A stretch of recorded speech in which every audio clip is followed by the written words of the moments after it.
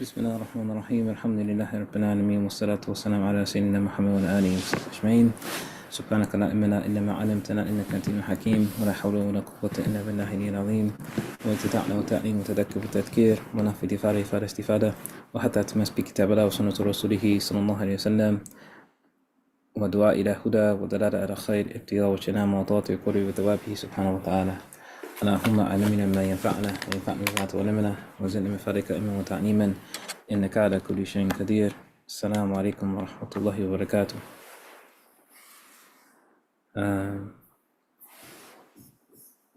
So this is our monthly Living Islam session. Thank you for having patience and the class starting a little bit later. But inshallah, hopefully everyone who's on the East Coast had a chance to be able to pray Salat al-Maghrib.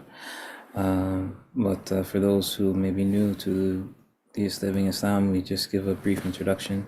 So the Living Islam is a open session. This is something where there's nothing pre-prepared. We started this back a number of years ago for individuals to be able to have a space that they could talk and discuss things that may be on their minds that they didn't feel like they were able to bring up in other settings, like a class or at the masjid or these type of settings. And so we started doing a monthly gathering where people can just come and talk and discuss whatever might be on their hearts. And so we've continued that over the years.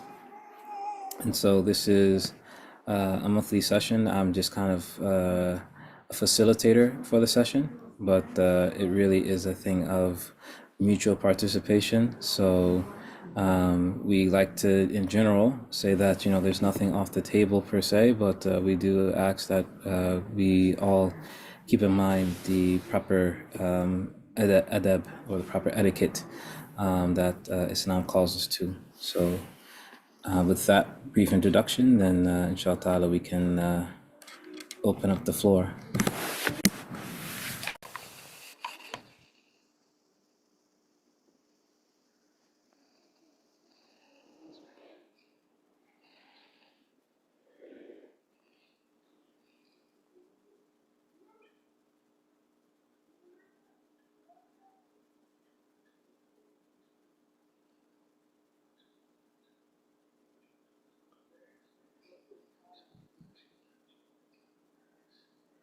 And usually this is typically how it starts.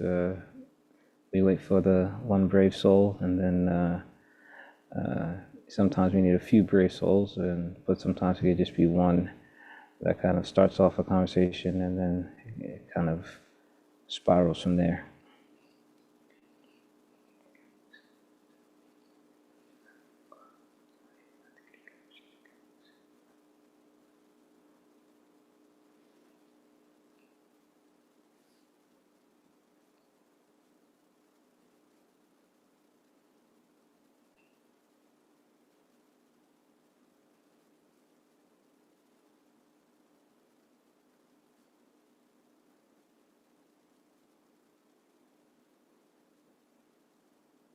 And you can feel free to use the chat or just unmute your microphones if you wish.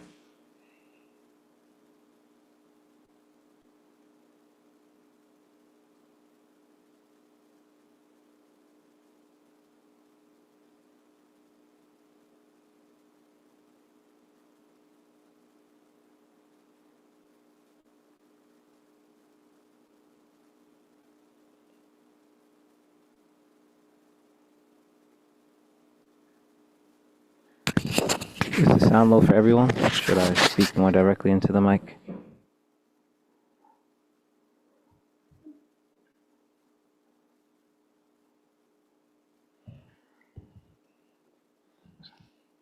So does it sound better if I keep it like this?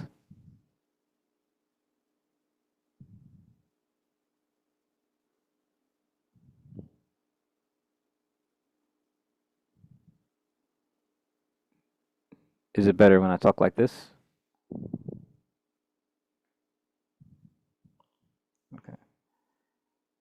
Okay, so tell me, is it better like this or is it better like this?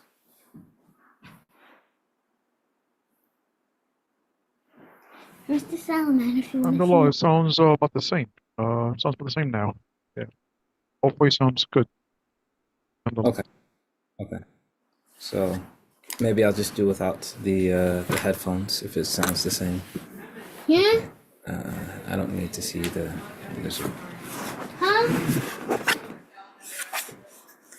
yeah. Dad, I was Yeah. trying to find him, so I showed it to him. Yeah, that was my oldest son. He wanted to show me his salamander that he found on a nature trip, and it so fortunately ends up in my house. So he wanted to make sure that I seen it.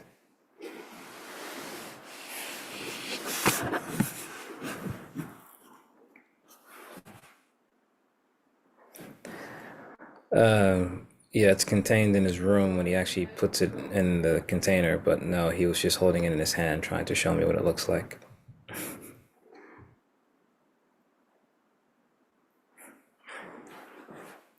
It's my own fault though. He gets it from my side of the family. We're very much into animals, and so my son's got my genes. I've had some interesting animals throughout the years.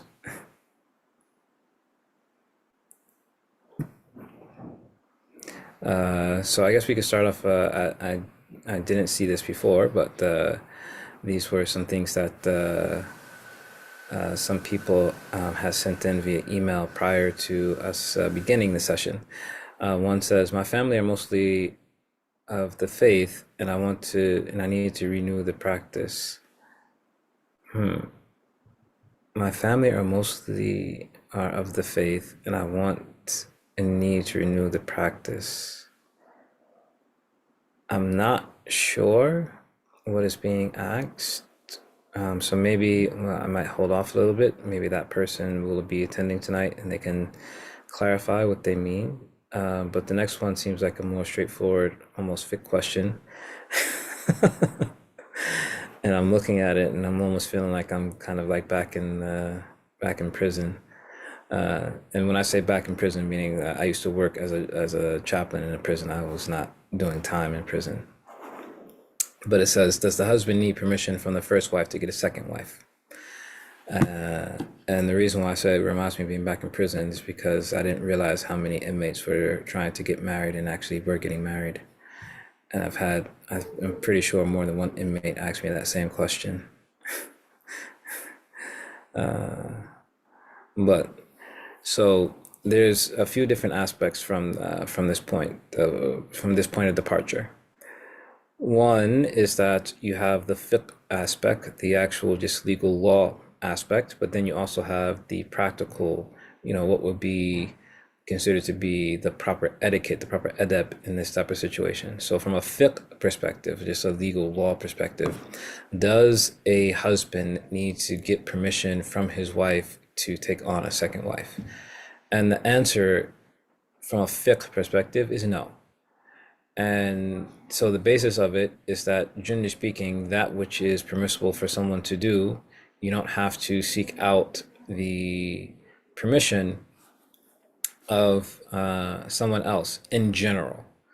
There are even exceptions to that, but generally speaking, the default is that if something is permissible to do, then this is something where you don't have to seek out the permission of someone else. However, in the case of marriage, even with that being the fiqh ruling, there's a difference between the fiqh and, again, what is the practical thing that a person should do.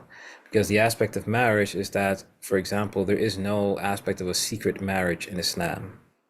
So the question, do I have to tell or get the permission of my first wife? It will be a situation of, do you have to get her permission? No. But are you going to be trying to marry a second wife in secret? So the basis of it is that essentially anytime that you're doing something in secret, such in particularly something like a marriage, that's already indication that something is not going to be really right in that type of situation. And one of the major aspects is that marriage, and pretty much anyone that's been married, can attest to this, is that marriage is something that you truly have to work on in order to make it a successful union.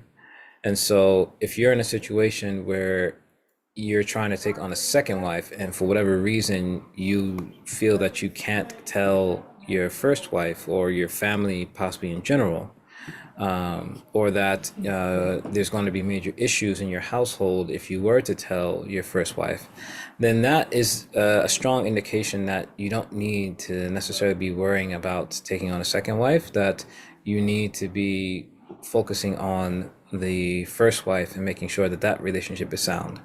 Because the aspects of a marriage is that this is an act of ibadah that has to do with the hukuk, that has to do with the rights of other people. And so if it's a situation where a man is not capable of taking care of one wife, then it's not for him to try to take on another wife in that type of situation.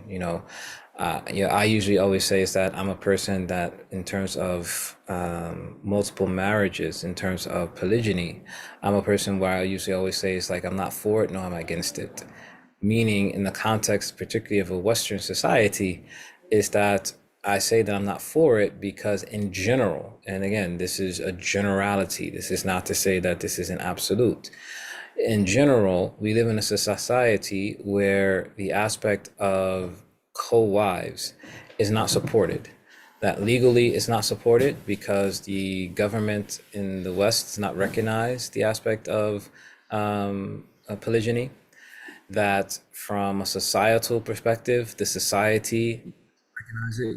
In general, I've mentioned this before, is that for many individuals in American society, that for example, for many women, there are many women who would probably rather deal with the aspect of their husband having a mistress versus them having a second wife, just from a societal level. The aspect of, for a woman that, you can kind of like pretend as if the mistress doesn't exist, versus a second wife, that is not something that is considered to be a normative thing to do in American or Western society. But at the same time, I'm not against it, in the sense that, for one, Allah subhanahu wa ta'ala has made it permissible. So that which Allah subhanahu wa ta'ala has made permissible, no one from the creation can make impermissible. And also, there are situations in which it can work. It's just to say that in many instances, is not something that most Western individuals can do, because again, the support system that would help that type of family structure is not prevalent in our societies. And so I would say to a man is that if you're asking the question of, do you have to seek permission from your first wife to take on a second wife, or do you have to tell your first wife if you're taking on a second wife, I would say that that is a clear indication that you don't need to be taking on a second wife. That's, if the great responsibility of taking on a family is a great responsibility. And if you're going to be in a situation where you don't even feel that you can tell people about that responsibility, then that is a major red flag, that that is not something that you are in the position to necessarily engage with at that moment. That there should be some more that you do in relation to that, before even thinking about trying to take on a second wife. Wallahu alam. There's another question that was here. Is there anything, or any, I believe it's probably just going to be, is there any dua one can say when they visit the grave of their non-Muslim parent? And so the aspect of non-Muslims when they pass away is that we've been informed by Allah subhanahu wa ta'ala, and then of course in extension his messenger sallallahu alaihi wasallam,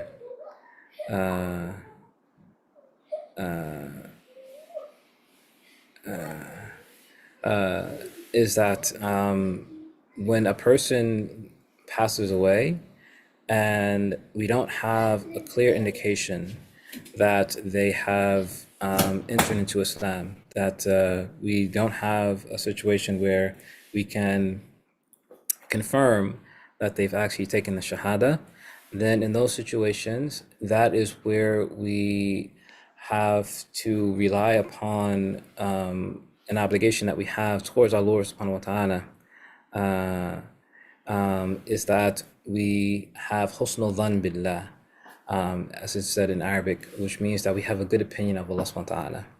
So there isn't necessarily a particular dua that one would necessarily say. However, at the same time, just because someone died with us not knowing them to have outwardly accepted Islam, it does not necessarily mean that they're going to be a person of the hellfire. And so, again, this is where we have husnul dhan billah, we have a good opinion of Allah, that He is going to deal with His servants in a just and merciful manner. And so that is the good opinion that we have of Allah subhanahu wa ta'ala, that even if we have a relative who may have died and they were not known to have been Muslim, is that we still have a good opinion of Allah subhanahu wa ta'ala, that He will deal with them mercifully.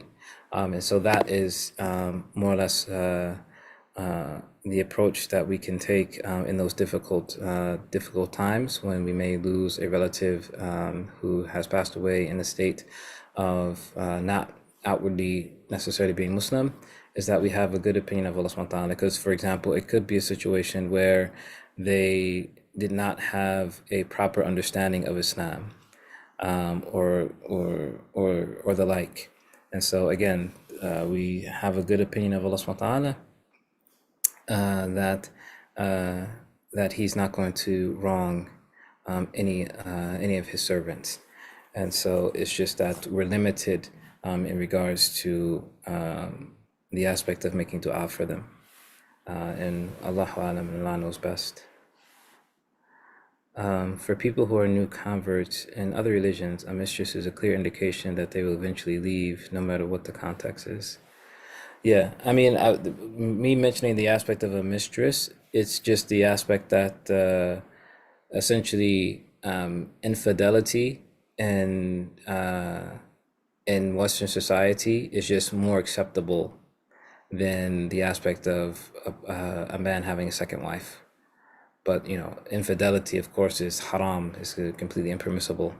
I was just using it as an example of what is considered to be kind of like more acceptable from a societal aspect. But definitely infidelity. And if infidelity is one of the greatest betrayals of trust, and this is why Islam is so very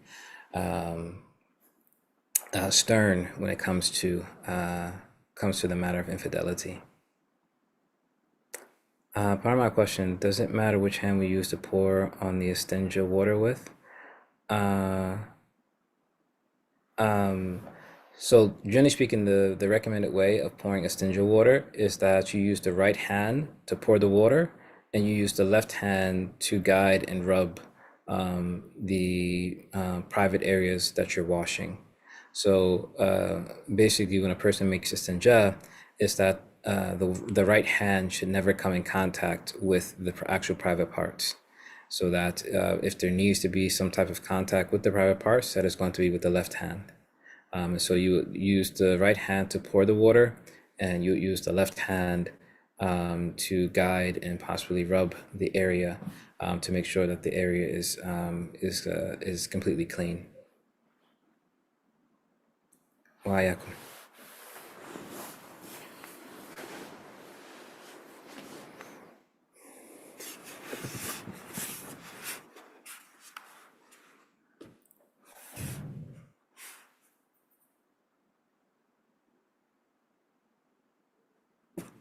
So the general rule is that praiseworthy actions you do with the right, and then those things that are less praiseworthy you do with the left.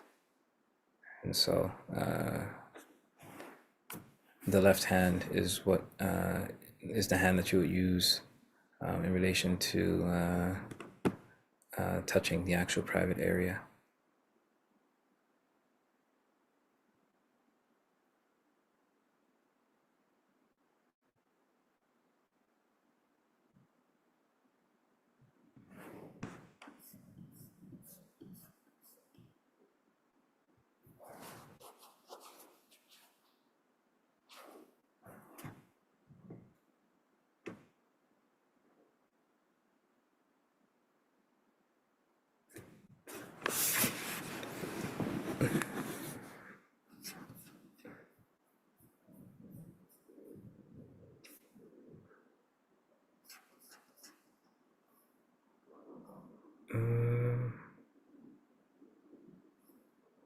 Did I miss a question?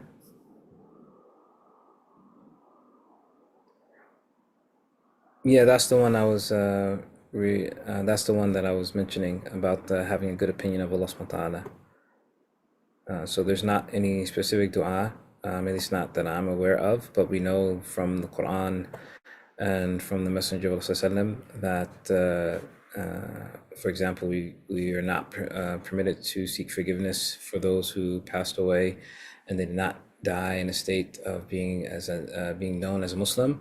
However, at the same time, we can still have husnul dhan, we can still have a good opinion of Allah subhanahu wa ta'ala that there still may be hope for them, because at the end of the day, we don't know what people died with in terms of what was in their hearts.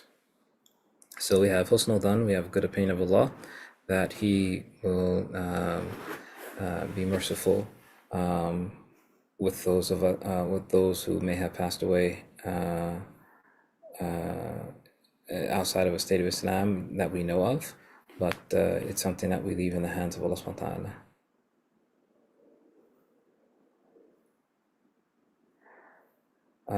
For ghusl, are the containers of sa sold in America with the correct measurement? There was a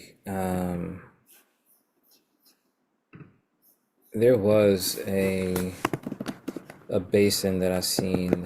It might have been on Imam Ghazali Publishings or Celebrate Mercy or something like that, where they had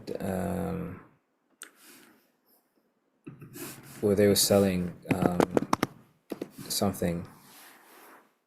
Imam Ghazali Publishings looked like it was. So I'll check them out, inshallah. yeah, so on Imam Ghazali, imamghazali.co/products, they have what they're selling as the prophetic mud al-Nabawi, and they even mention the hadith of Tirmidhi, where it talks about the Prophet ﷺ performing wudu with a mud, and that he would perform ghusl with a sa'a. So for those who may not be familiar, these are all measurements that were used in the time of the Prophet Muhammad ﷺ, for measurements of in particularly volume. So for example, zakat al-fitr is measured within this, and then also as it mentions here, it's mentioning exactly how much. Now the thing is that even with these measurements, generally speaking, these are estimations. So it's just something to keep in mind, that these are estimations based upon the different narrations that we have in relation to what will be determined to be the measurements. But in general, the general principle for either wudu or ghusl is that one tries their best to be in a state where they're not wasting water. For example, it is not, if you even look at what a mud actually looks like, it's not much water. It's a very minimal amount of water. And also even for ghusl, and I know this from personal experience, I've had to make ghusl with just a bucket of water many times. So you don't need much water for ghusl. You should be able to have just a regular small size bucket of water and be able to make a full ghusl with some water left over. And so, like I said, I have firsthand experience of knowing that, yeah, it doesn't take much water to make ghusl.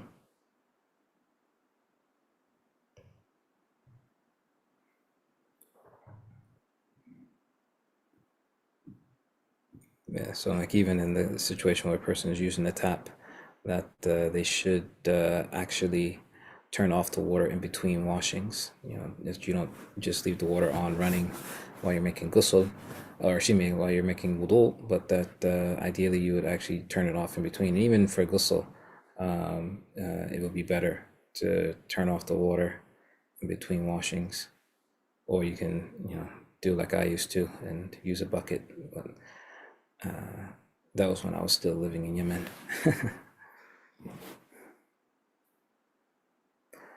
Is it okay for a Muslim to receive an organ transplant, for example, like a heart transplant? Um, Interestingly, and it seems like some of the questions that I've actually had to write about when I was doing my master's degree are coming up. I just say that because that was one of the papers that I had to write about, is the aspect of organ transplants from an Islamic perspective. I wonder if I even still have that paper. And if I do, it's going to be very, very old at this point. Yeah, I don't have it. Actually, I might have it. But in any case, while I'm sitting here looking for it, the answer to the question is that there's an ikhtilaf on the matter. So the general default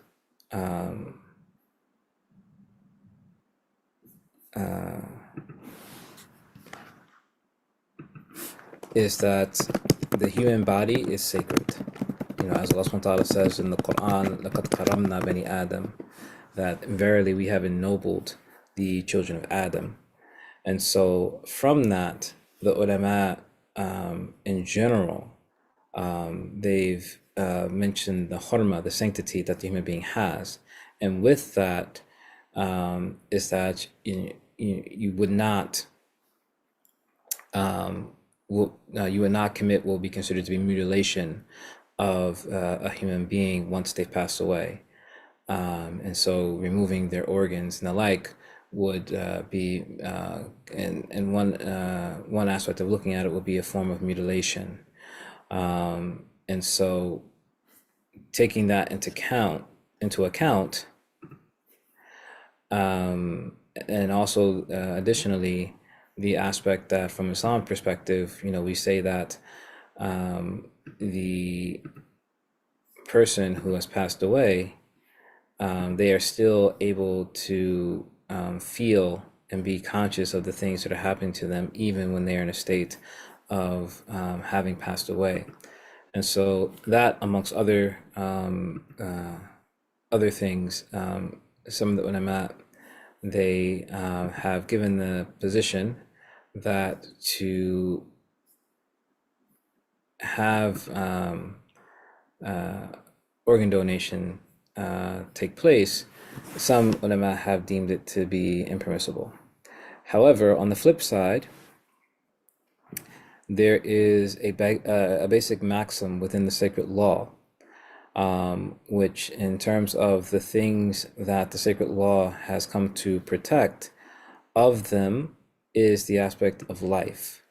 And so with that being the case, some of the ulama, they've said, so for example, the aspect of life being something that the sacred law has come to protect, that would allow for, in certain situations, for something that is normatively considered to be impermissible to now become permissible. And so this is like, you know, the famous stupid questions that I used to get asked when I was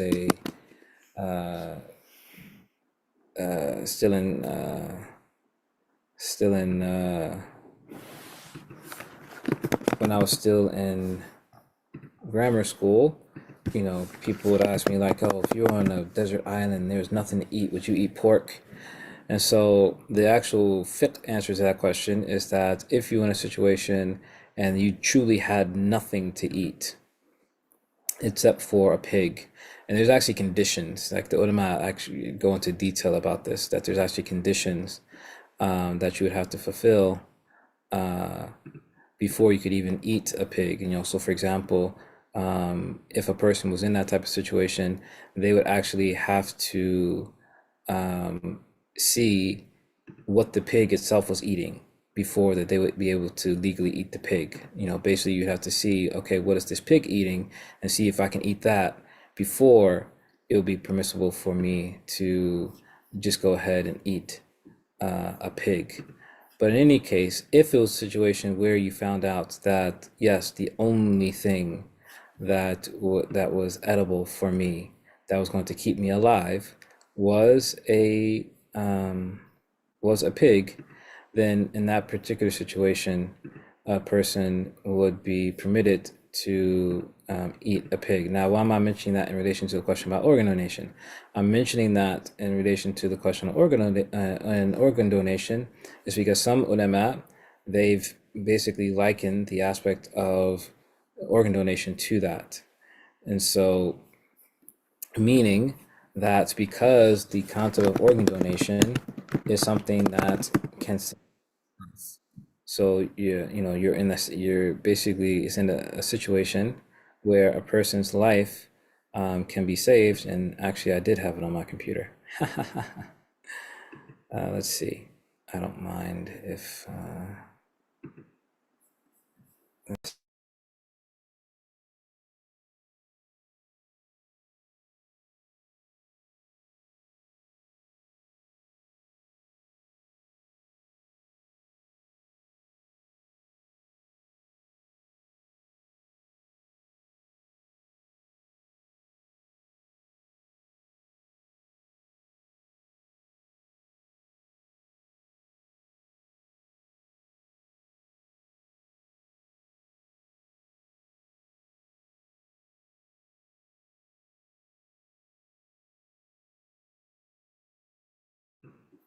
sorry about that. I didn't realize that I didn't realize it was muted. Sorry. But so from the standpoint of organ donation is that oh, I lost my train of thought. But essentially, some ulama, they've said that because organ donations can save people's lives, that the default position of it being impermissible can be superseded because of the benefit of being able to save a person's life. However, even with that, they give certain conditions in regards to it. So, like, the long answer to the question is that there's a difference of opinion. Some ulama will say that because of the potential benefit of saving someone's life, that we could consider organ donation to be permissible. Other ulama, they have held more firmly to what you can consider to be the default position, that it would not be permissible to engage in organ donations.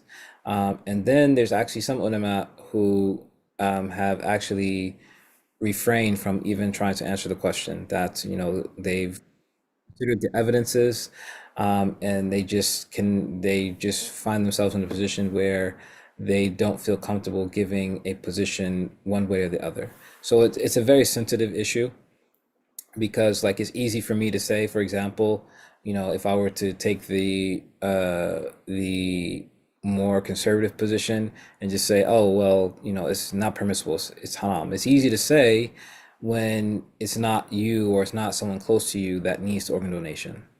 It's a whole different situation when you have a family member or even yourself who could be saved by means of an organ donation, to just say, oh well, it's haram to receive one.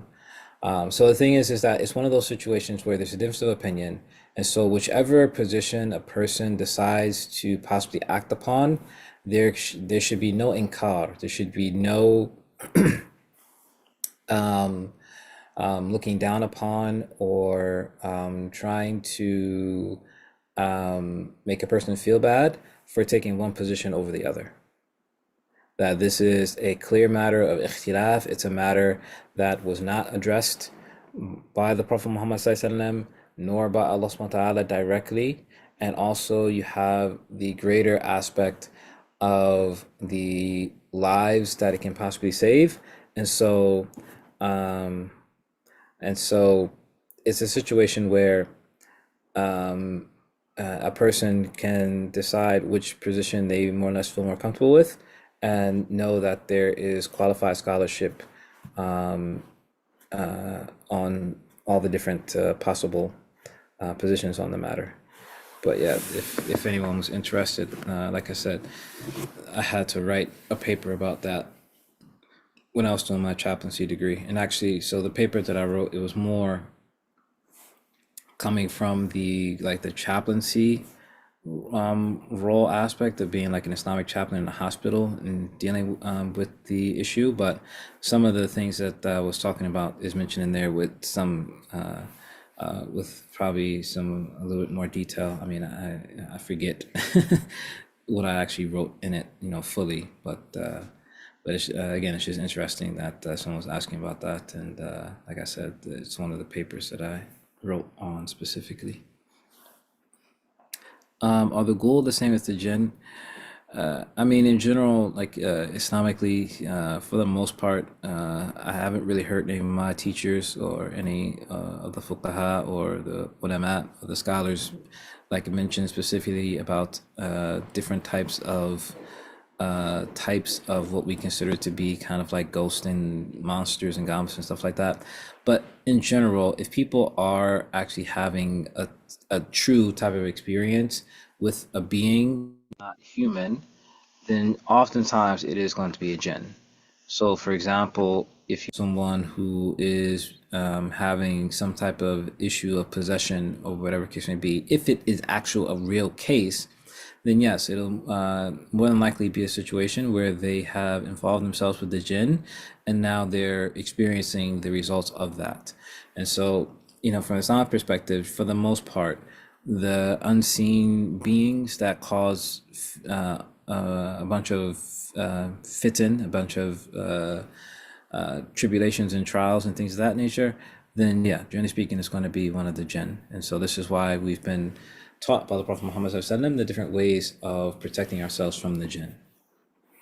So that, for example, we say Bismillah before we eat so that the jinn do not eat with us. We say Bismillah when we enter the house so that the jinn do not enter into our homes.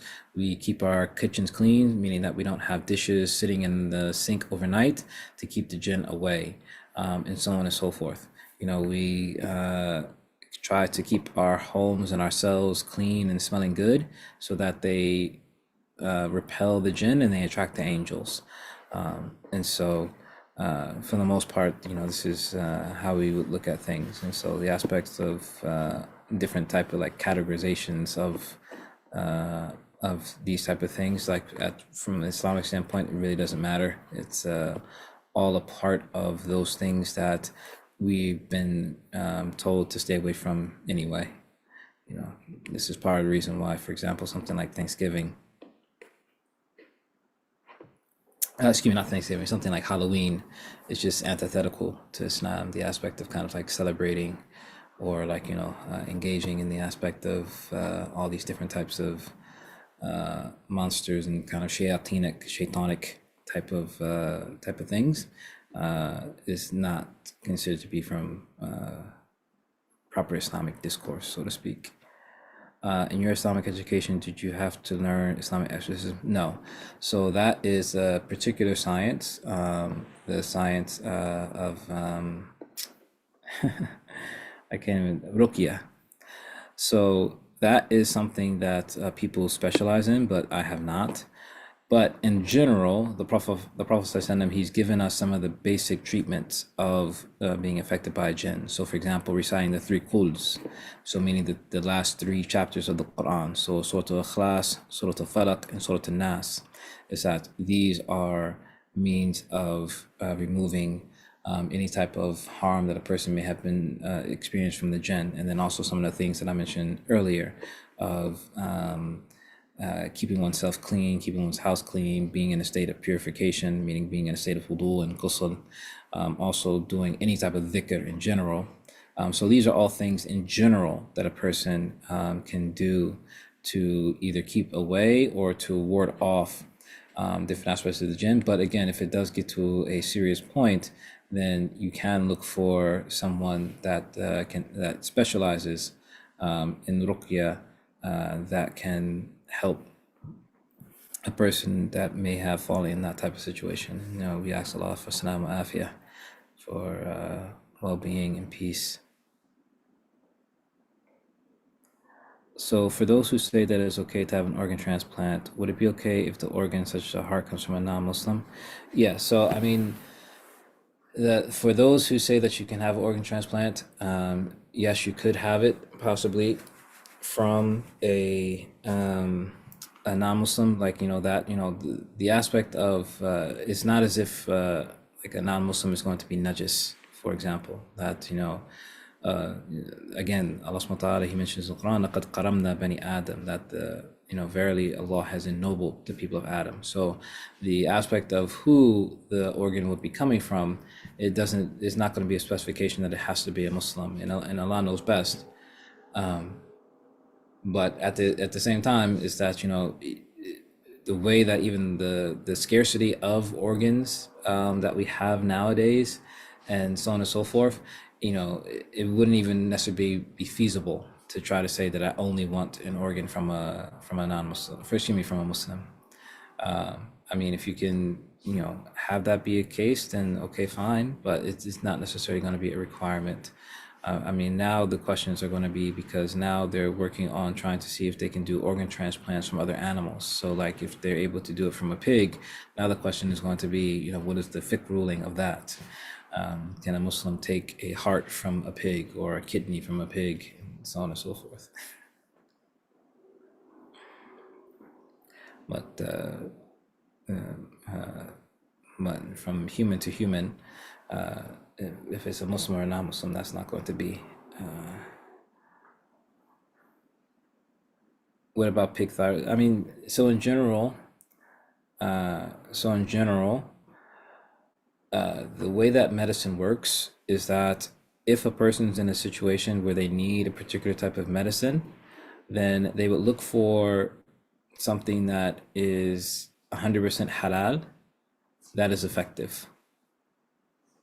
If they can't find something that is 100% halal that is effective, then in that particular case, we can look for other alternatives.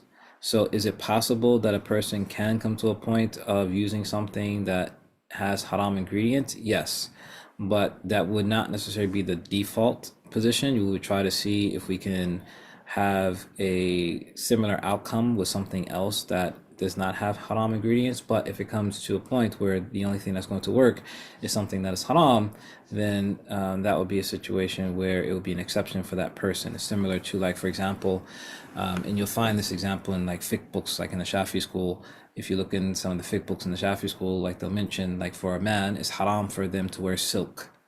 You know, that is a default ruling for men, that men cannot wear silk. However, they mention that, for example, if a man has a skin condition, you know, they have some type of, you know, extreme eczema or something like that, where they are not able to wear any other type of material, like if they wear like cotton or anything else, it will cause greater irritation, but they can wear silk without it irritating them, then for that man, it will be permissible for him to wear silk, even though the default position is that men are not allowed to wear silk.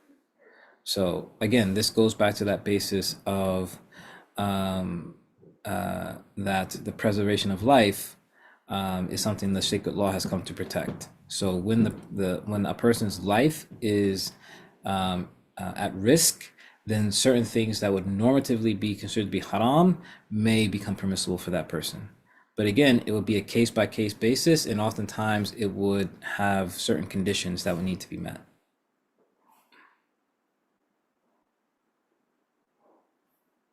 So may Allah subhanahu wa ta'ala keep us all healthy and in a state of afiyah, a state of well-being. Out of pure curiosity, what would be a typical Muslim reaction if you happen to leave dishes in the sink or something seemingly inconvenient or slightly unhygienic? I mean, that's going to go from person to person. I can't tell you what, but the sunnah, the recommendation is that a person does not leave dishes overnight because those are things that does attract the jinn. And the thing is that jinn are not something that you want to have around. But I mean, there are probably a significant amount of Muslims that don't even know that. And so a Muslim reaction, it would just vary from person to person. And the thing is that even with that said, is that even if, for example, you had a Muslim who was aware of this and they wanted to give a person nasiha, is that nasiha is something that is supposed to be given with wisdom. And so the aspect of commanding the good and forbidding the evil is that you use wisdom and you have mercy as well at the same time. So a person who may see this and they know that it's better for a person not to leave out dishes, then they would possibly find some gentle way to try to remind a person that, hey, it's better if you don't leave dishes out because you don't want the jinn to be eating with you or eating in your house.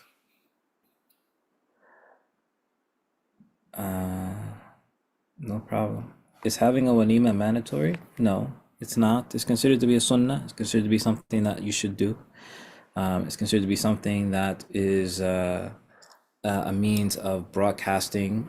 So for those who may not be familiar, a walima is basically a wedding reception, a wedding party. So you have the nikah, which is the actual wedding contract, the offer and acceptance. And then you have a walima, which is essentially the wedding celebration. So is it necessary to have a walima? No. But would you be going against what is the recommendation of the sunnah? Yes. So the walima is not necessary, but it is something that is recommended to do. But as long as the person has a valid nikah, then their marriage is going to be valid.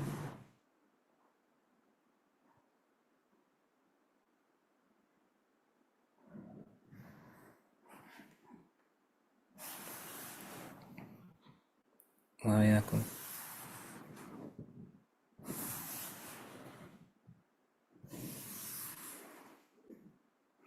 Assalamualaikum.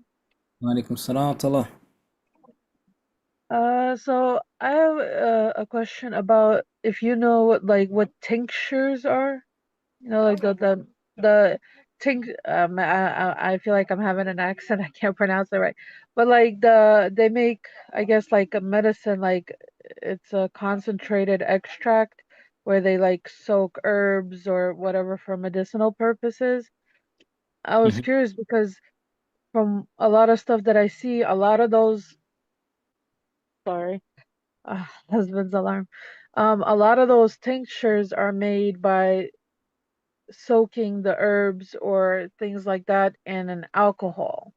And usually, I guess that creates the stronger, whatever medicinal purposes. So it's not like alcohol you're drinking, but I don't know, like the process of it, I guess, I don't know if there's any, like, how is that seen? Because it's made for medicinal specifically, but, you know, that tends to be like really the only thing for the most part that's used. I know for some things they allow vinegar or whatever, but majority seems to be alcohol based, like to soak it in a vodka or something to create the extract.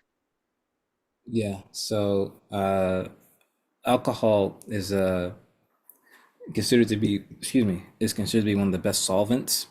So alcohol is used in so many things. Like for example, most perfumes and things of that nature, they use alcohol as a solvent. Even plastics, they use alcohol. Ink sometimes will use alcohol. Like there's so many things that use alcohol. So the aspect of alcohol is that the schools of law, they differ slightly in terms of how they treat alcohol. So for example, the Shafi school is pretty strict when it comes to alcohol. Once we've established that it is true alcohol such that it's a liquid intoxicant. So from the Shafi school perspective, they consider anything that is a liquid that also causes intoxication, they consider that to be najis. They consider that to be ritually impure. And so generally speaking, you would not be able to utilize it unless it was an absolute necessity, kind of going back to the medical exceptions that we mentioned before. However, other schools don't necessarily have as strict of a position on it. So for example, in the Hanafi school, there is an opinion that mentions that if alcohol is used, and particularly if it's not alcohol made from dates or grapes, like basically wine, that if the intention of it is not just so I make sure that I'm not misspeaking on behalf of the Ahnaf, on behalf of the Hanafi school.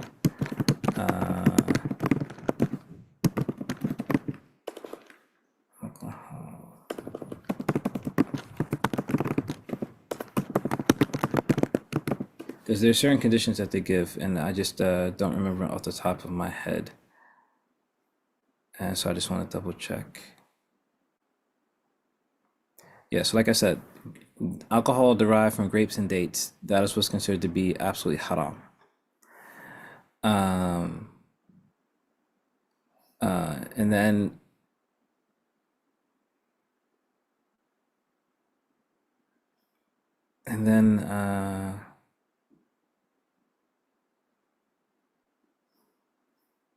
if I can find it.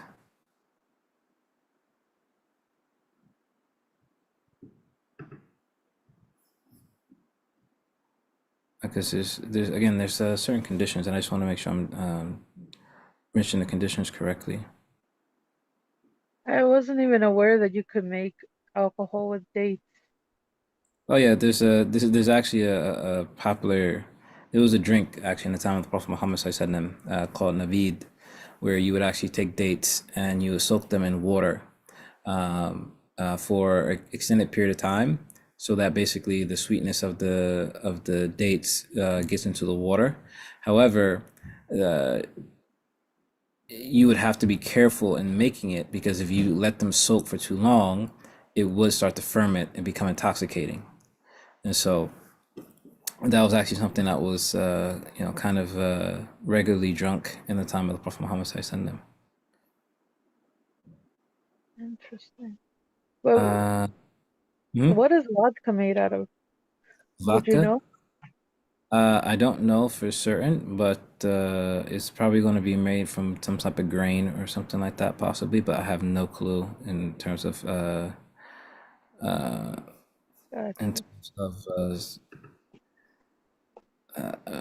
of absolute certainty. This is where, like you mentioned though, like about being careful with dates, about them fermenting. So is that kind of like an issue with, I don't know, what is it with the kombucha, Kombucha. So that fermented tea so, thing drink? yeah. So the thing is that you'd have to again, according to different schools of law, they look at things differently. So fermenting in and of itself is not something that is going to be considered to be impermissible. Like, so for example, soy sauce is fermented, sauerkraut is fermented, even orange juice ferments at a certain period of time, bread ferments when you use yeast, and so on and so forth. So fermenting in and of itself is not going to cause something to become impermissible. However, if you ferment something so much to a point that it becomes intoxicating, and then from a Shafi school perspective, if it's a liquid, then that becomes problematic. Yeah, I think because I mean, I that's part of the reason I've never drank or tried a kombucha, because they're like, because it's actually, I mean, I guess mashallah, because this is the only thing I've ever seen as like a warning. But where I work on the kombucha bottles, it says on the back of it to be mindful about drinking because of the natural fermentation process. It has natural alcohols, but it's a tea and it's not, I think it's like a tea, and it doesn't intoxicate you, but I guess because of the fermentation process, it says to be careful in case of observance of like religious aspects. So I was always like, okay, I'll just not touch that, even though Yeah, it's I mean, not actually alcohol. in the Shafi school, anything that can be an intoxicant that is liquid, if you can avoid it, then it's considered to be best to avoid. So I was finally able to find the conditions. Alhamdulillah. So in the Hanafi school, they have conditions uh, uh, in terms like they break down alcohol into different categories, and so khamar, meaning wine, that which is specifically prohibited, they consider that anything that's coming from grapes, that is going to be 100% haram. That is the aspect of khamr, because that is what's mentioned in the Quran. Alcohol that comes from dates and raisins is going to be unlawful as well. So it's not just grapes and dates, it's also raisins as well. And then they have a third category, which is alcohol that's derived from other things like honey, figs, wheat, barley, corn, and so on and so forth. They consider that this is going to be impermissible if it's used as an intoxicant or used in an amount that intoxicates, or if used in vain. So basically the conditions of an alcohol that could possibly intoxicate not being considered to be ritually impure would be that, one, it is not used as an intoxicant, meaning that the purpose of it is not being used as an intoxicant. So for example, like if it's in a deodorant or it's used in an extraction process for oils or something like that, that is not used as intoxicants are used, meaning that you're not using it for the consumption of alcohol, like, because sometimes they might even just use something as a byproduct of something used for alcohol consumption. So it's not used as intoxicants are used, that it is not used in an amount that intoxicates, and so for the most part, extractions, they're only using like, I know, like for example, vanilla extract, they say like,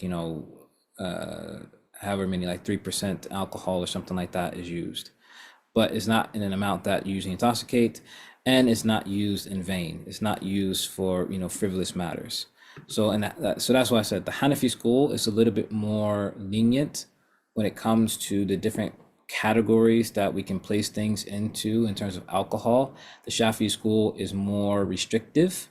So again, even some of my Shafi fiqh teachers, some of them, even just on a personal matter, because alcohol is so prevalent in so many things that we use on a regular basis, stuff that we probably didn't even realize, is that they are not as strict in regards to like overly worrying about trying to avoid alcohol. They more or less will just avoid it when it's obvious. So like, for example, they may not use vanilla extract or things that have vanilla extract in it and things like that, but like it's not as if they're looking, trying to do research to figure out if this plastic has alcohol, or this this bottle of oil has alcohol, or whatever the case may be.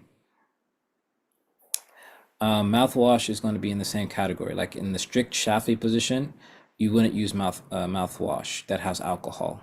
In particular, because there are other alternatives that don't have alcohol. So like mouthwash is something that's like easier to avoid.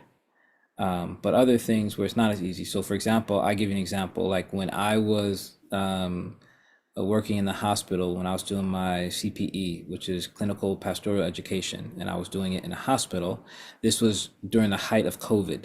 So, the use of hand sanitizers was pretty much a requirement for anyone working in the hospital.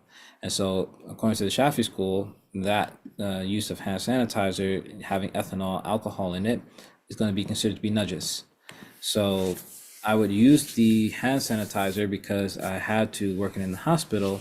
But what I would do, just out of an aspect of precaution, is just that before I would pray, I would rinse my hands off with water and I would use water and soap and wash my hands and rub my hands before I went to pray, just to be on the safer side according to the Shafi'i school. But some of the Shafi ulama might even say that because of, again, the prevalence of it, and you're not using it for the purpose of intoxication and so on and so forth, that it might be something that you could consider to be overlooked. But again, just out of a state of precaution, I would wash my hands off before going to pray the Salat. But again, alcohol is just very prevalent, and it's again, many things you might not even know. So if you're trying to follow a strict Shafi position, then avoid it as is reasonable, but don't go into research about it. So those things that obviously have alcohol, if they have non-alcoholic alternatives, then you can utilize those. And then other things, you don't necessarily have to research into it.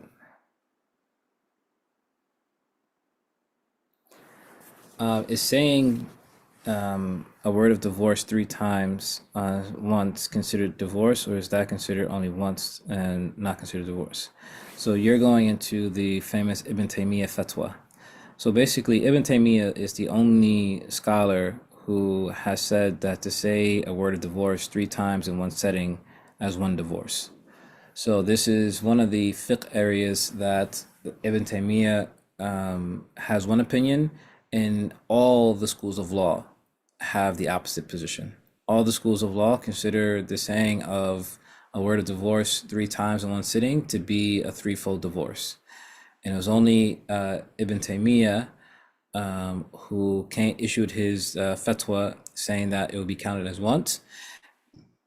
However, the interesting thing is that even though all 4 schools of law, including the Hanbali school, say that that is not the correct opinion, is that even though that was the case, Ibn Taymiyyah was still recognized as a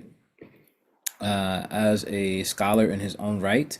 So you actually, to this day, have different Muslim countries who actually utilize that ruling just to try to help save people's marriages. However, if you're looking at the actual positions within the 4 schools of law, then no, saying a word of divorce 3 times in one sitting counts as a threefold divorce. And Allah knows best.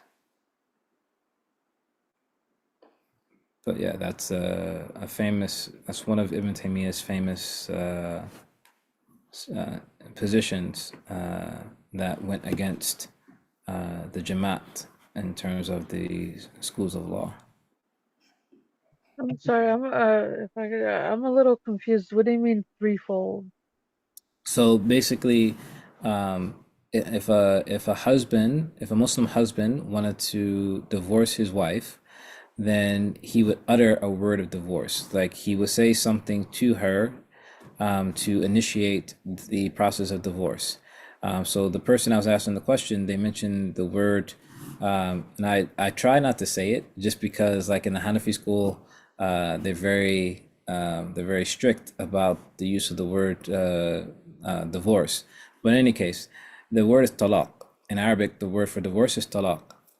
And so if a husband were to say that word to his wife 3 times in one setting, that would actually count as a threefold divorce. So the reason why a threefold divorce, because he said it 3 times, the reason why a threefold divorce is so significant is because once a husband pronounces a divorce 3 times upon his wife, he is not permitted to take her back. So the only way that those 2 people could, if they wanted to come back together as a married couple, the only way they'd be able to do that is that she would have to finish her waiting period, which is called her idda period. Then she would have to get married to another husband. She'd have to consummate that marriage, and then she'd have to separate from that marriage, either be by divorce or death, and then she can go back to that husband that initially gave her a threefold divorce. So the reason why it became an issue is because, unfortunately, sometimes when husbands become upset or they're not thinking straight or whatever the case may be, they may go and pronounce a threefold divorce upon their spouse, and then later on realize, oh, I didn't really mean to do that, and now there's no way that they can take their wife back. And so with Ibn Taymiyyah giving this opinion saying that if a husband does that in one sitting, saying it 3 times, it only counts as one, it helped to alleviate some of those situations. But, as some of my teachers would say, is that, we need to just be teaching people their fiqh. People just need to learn their fiqh, and also men need to learn how to control themselves. But that's that's kind of like the conversation in a summation.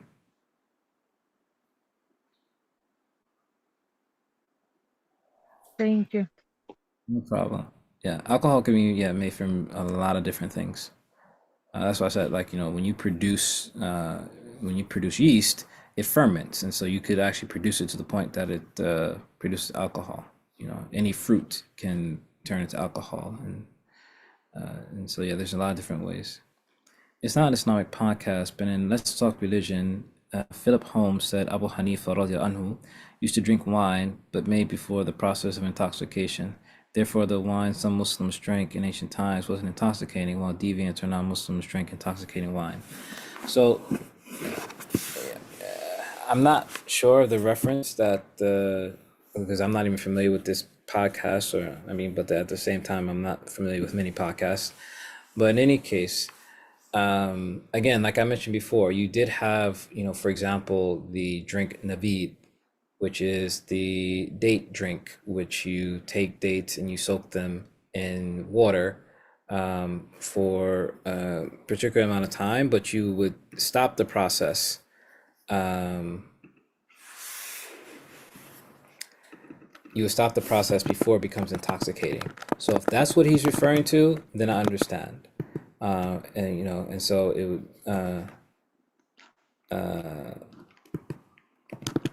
and so that is, more or less known. But if it's something else where a person is trying to say something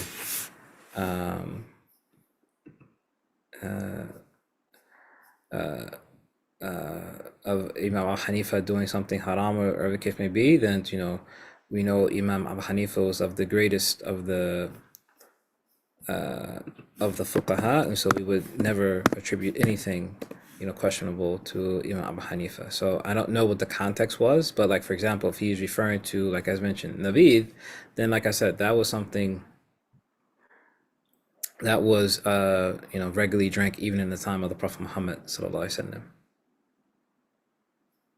And so yes, you would soak the dates in water, and you would have to make sure that that you stopped the process before it became intoxicating.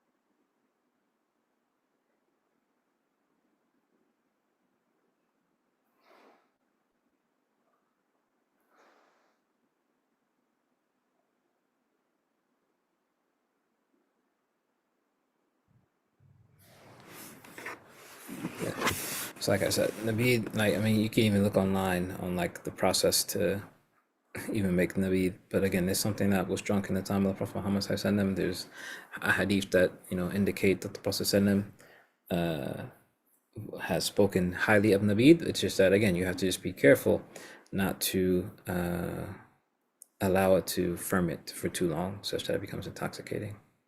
Is it fault to cover the head when praying Salat? Are you talking about for a man or a woman? I'm assuming a man, but I just want to make sure.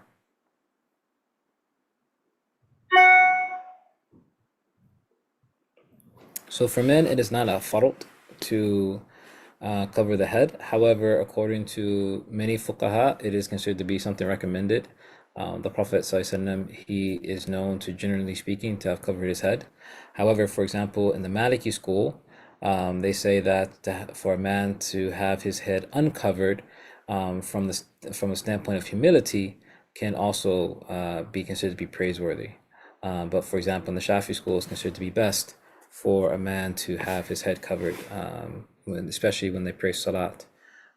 So it's a matter that has some slight difference, but many ulama consider it to be something praiseworthy to do, because we have many narrations of the Prophet ﷺ, having his head covered. So not just even in the Salat, but in general, like if a man leaves the house, to have his head covered. But again, it's not an obligation.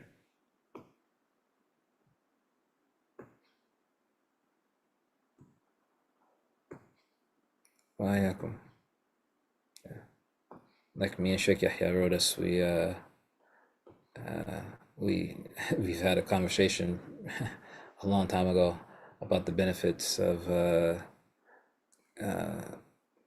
wearing a kufi and dressing so that people know that you're Muslim. so for the most part, the two of us you'll probably never see without our heads being covered.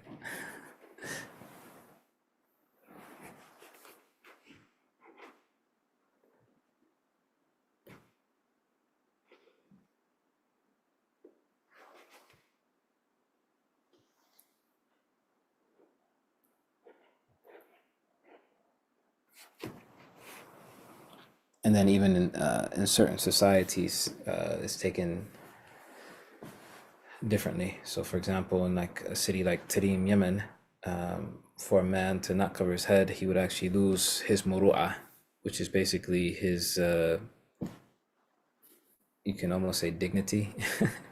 There's no real English equivalent for the word muru'ah, but it's, basically like a man's honor. So, even from a societal level, it just, it differs in terms of how it's looked at.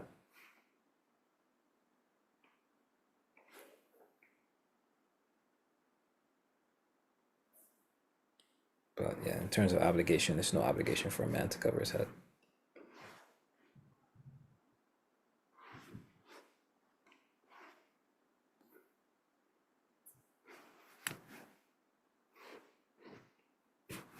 And then, of course, on Hajj and Umrah, a man's not allowed to cover his head.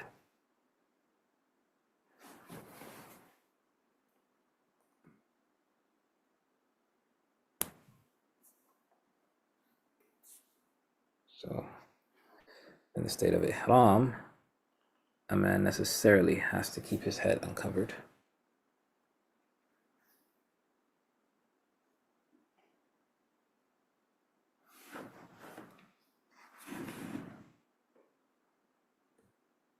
Just give me 1 second. I can still hear. I'm just gonna quickly grab something. So if you want to unmute yourself and type in the chat, please feel free.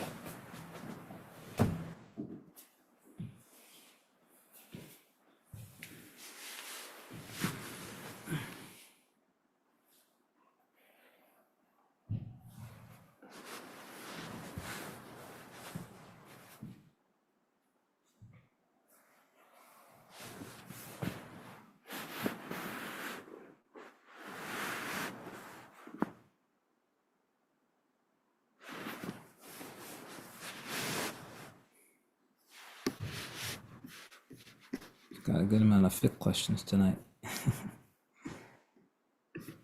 Nice. Making me do my fiqh review.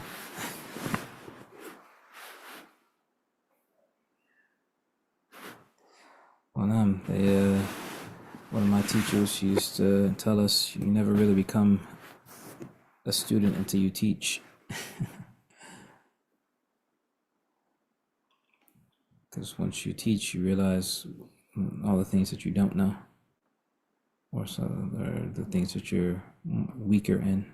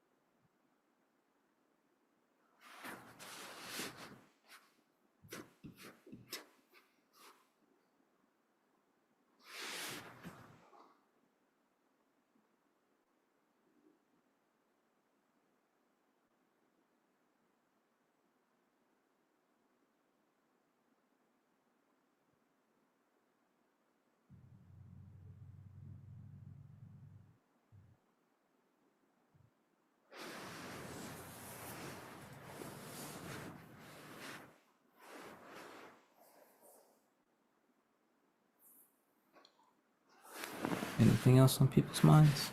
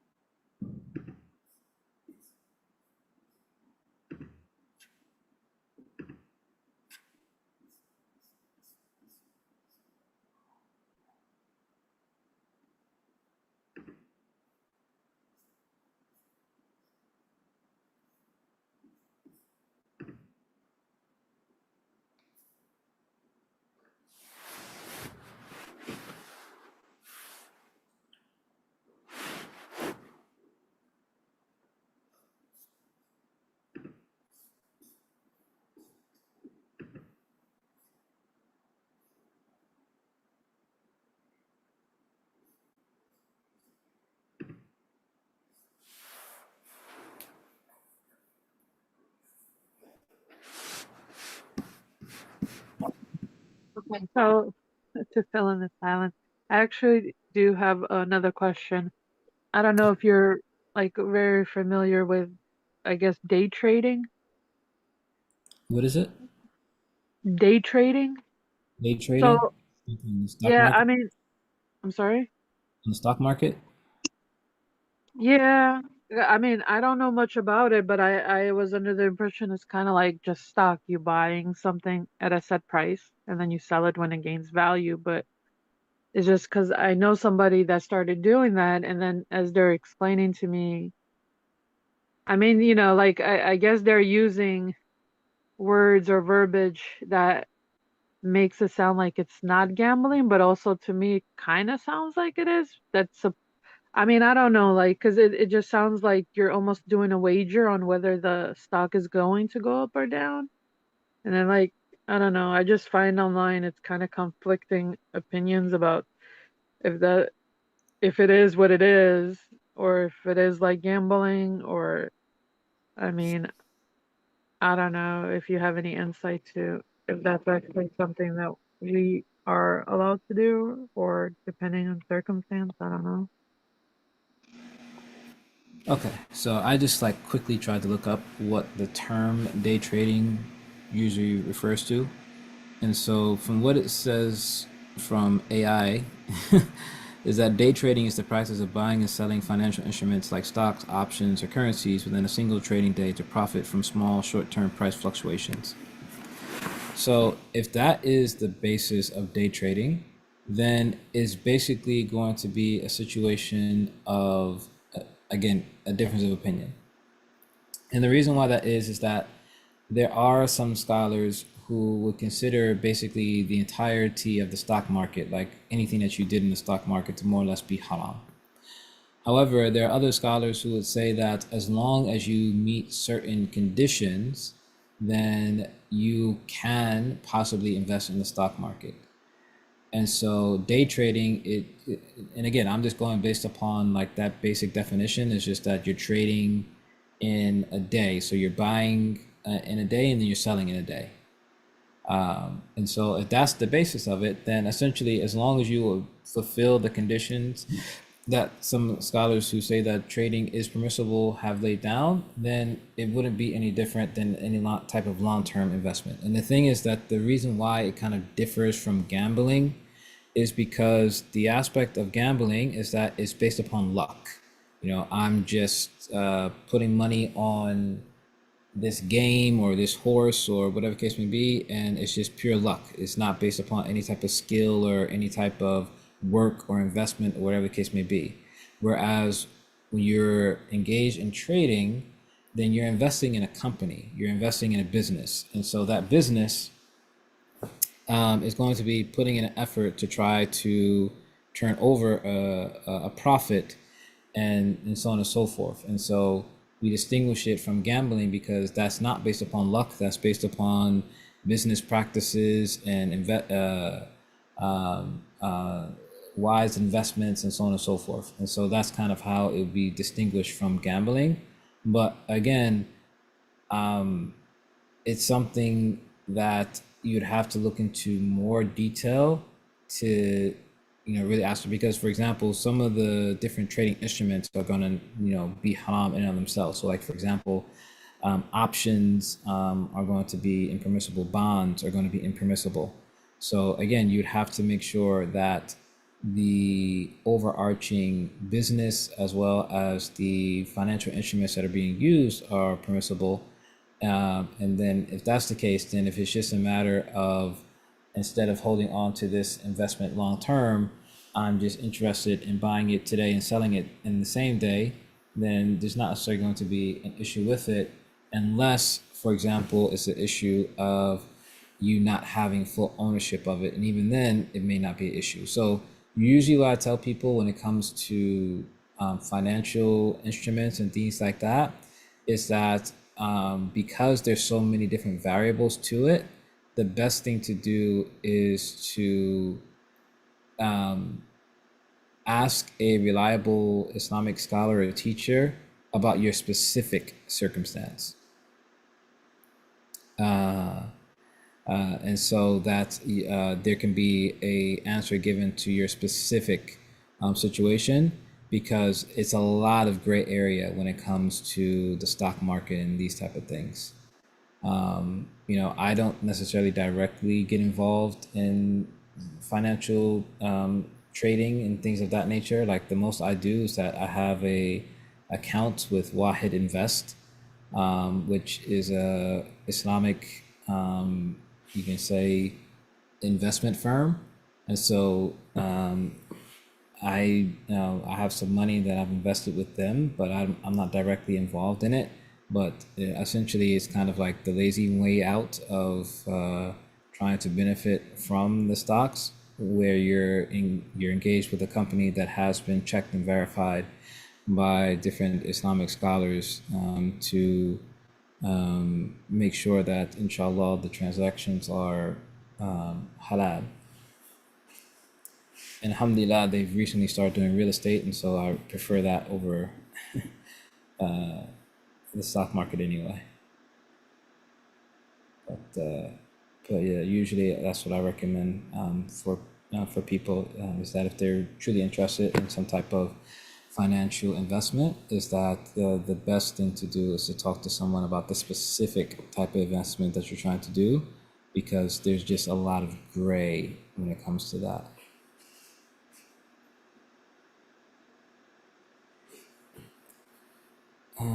What would you recommend to someone who wants to embark on a path of sacred knowledge but is not near by any Islamic institutions? As one of my teachers would say, is that fresh fruit is always best, but will still keep you alive when fresh food is not available. And that's not his exact saying, but something of that nature. But what I would say is that if you don't have a physical Islamic institution nearby you, you do now have multiple online options. And you'll be surprised that even some of the teachers and people that you may know are also utilizing that option as well. So for example, I am currently right now, I'm studying with 3 different Islamic institutions online. Like I literally just had 2 final exams earlier today with Islamic institutions online. So if you're not able to physically be present, then online is definitely an option. It's just that it requires a bit more discipline. And the best advice, and unfortunately I'm not necessarily at this, but the best advice is to treat it as if you are in person, so that inshallah ta'ala you can get even more benefit from it. But that's what I would recommend. I mean, even to the point that if a person wanted to, they could even possibly go all the way up to the aspect of the iftah program, meaning the aspect of possibly being able to issue fatwa. I know of at least 2 different programs that are iftah programs that they're doing it online. And then there are more than one alim program that is available online. So it's again, it's not necessarily the greatest option, again, being in person is much better, but that's what I would recommend to someone if they're just not going to be able to physically go to an Islamic institution. Can you recommend any place where one can have a Muslim will written out? Again, they have many different things available online. And so I would probably start there, just to look at different resources that they have available online.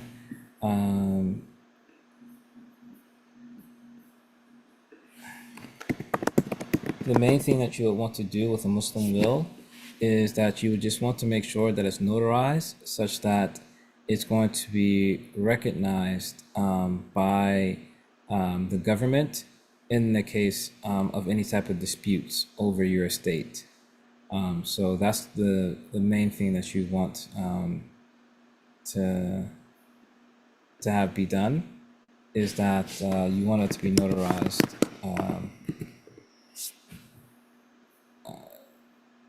so that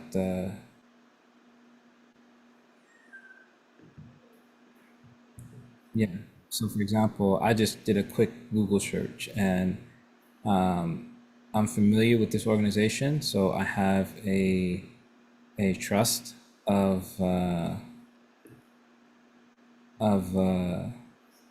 what they do. But for example, the Islamic Seminary of America, they have a will planning, and so yeah, I know if now that I'm looking at it, I'm looking at their advisory board. I know a few of these people. Some of these people I'm related to. So yeah,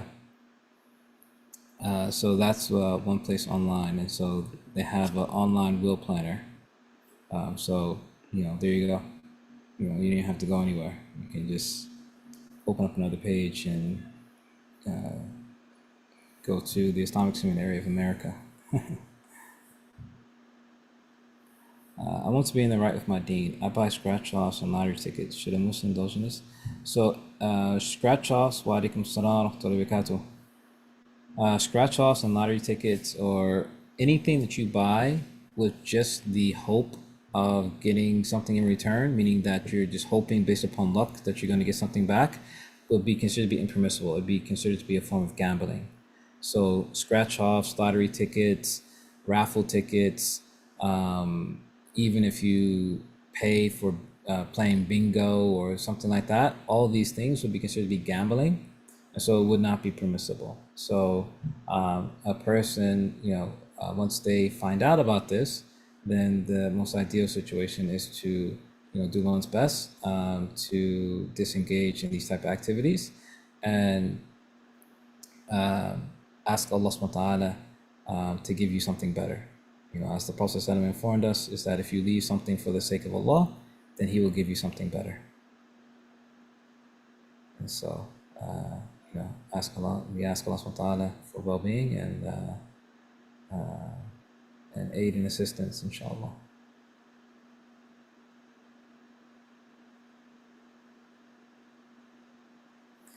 How would one know which online Islamic program is best to start with? One is by getting recommendations, meaning that if you have teachers or imams or scholars that you already trust, to ask them for recommendations. Another way is that depending on your own understanding of the Islamic sciences and different teachers and so on and so forth, you can look at a program's curriculum to see that if this would be something that you want to be a part of. Also, you want to look at their accreditation and the teachers that they have, and so on and so forth. So there's different ways. So it just depends on the person. And so, for example, in my case, I'll just use me as an example. In one program that I'm doing, it's being run by a teacher that I've had for many years, over the years, and I've done many different programs with him. And so between that and the program that he was doing specifically, is why I decided to do this program. It's a 3-year program. And then the other program that I'm doing at the same time, I looked at different possibilities, and this one, just based upon the curriculum, seemed to be the most in line to what I was ultimately trying to obtain. And so, there's different ways. Again, one of the easiest ways would be to talk to someone that you may already know and know what the goals that you're trying to accomplish. So this way you can see what programs will be the best to fit those goals. And then also knowing what type of trajectory that you want to go on. Because if a person is truly trying to be a serious student of knowledge, then you're going to come to a point where you're going to have to decide what version of studies do I want to do. And because there are different interpretations in how studies are done and so on and so forth, so you want to look at those factors to be able to more accurately determine what program will be best for you.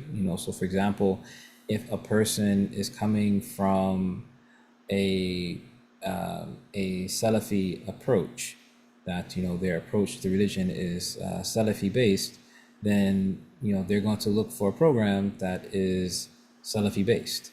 If a person is coming from a what Orientalists or academics would describe as a neo-traditionalist perspective, then they're going to look for programs that are coming from a neo-traditionalist perspective, and so on and so forth. And so that is what I would suggest, is to figure out what it is that you want to accomplish, what methodology do you want to go about it, and then seeing what programs are available that can fit that, and if you're able to, discussing it with other teachers and scholars that you trust to help you make the best decision.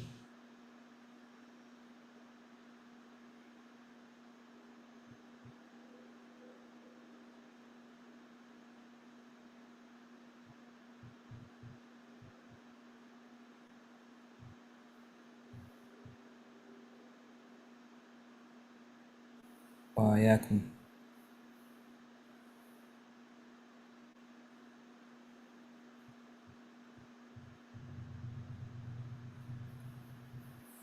And even nowadays, we have it to the point where you have some programs that are actually 100% free.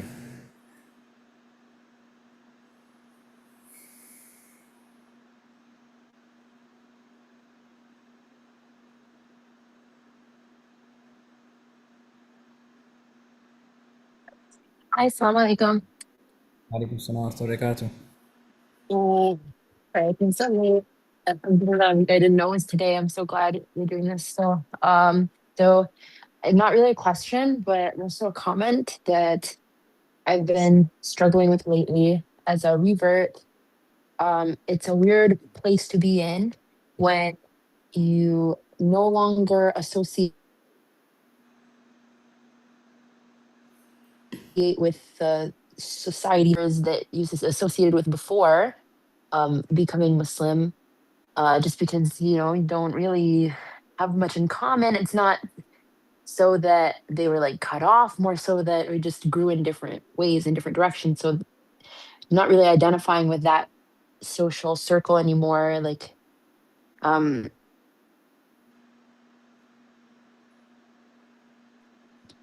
and not really having friends and going to the masjid and being in groups, WhatsApp groups, especially always WhatsApp groups, but then not so much having that day-to-day like support, like for myself, for example, like as a new mother. I reach out to other Muslim ladies who I know recently had babies, and they're like, I'm reaching out like, hey, I'm drowning. Are you okay? And they're all like, oh yeah, I'm fine. Yeah, my two of my sisters just had babies in the same month as me, and we're all homeschooling together, and we're all, laughing and drinking tea. We're fine. Thanks for asking. I'm like, oh, okay, great. And Alhamdulillah, Allahumma barak. But like going through life, just regular life things as a new Muslim, not really being able to lean on the society I was part of before and not really having a tight knit circle of Muslim family yet. It's just such a strange place to be, to have no Muslim relatives, just acquaintances, which alhamdulillah, all praise to Allah. I am so grateful for my acquaintances. Without them, I couldn't do it at all. But I just want to share the sentiment in case there's anyone listening in the group who shares this sentiment, um, what to do about it other than having just sabr all day, every day, and reaching out in the ways that we can. Like personally, I've started talking to ChatGPT like a lot, like I would if someone was in my house, or like I would maybe a therapist. And I have a therapist, and I swear I'm not trying to make it all personal. It is a sentiment that I know a lot of new Muslims have, and maybe even Muslims who were born with Muslim families but practice on different levels, or especially in this day where you could have six people in the same house and no one talks all day because they're all in their separate room with the door closed, or even in the same room on different screens, so they're technically in different worlds in their minds and hearts. And it just, what a phenomenon. We have the most square feet per person that we've ever had in the world in a house, and I think we're the most isolated. I think that Western culture is so isolating, and not like intentionally so, but it's very capitalistic, it's very isolating, and I'm navigating it along with everybody else. And if anyone has any tips or wants to share or just think, Assalamu I'm alaikum. glad I'll that you're say hosting this something. Living Islam because it's helping me. Alaikum salam.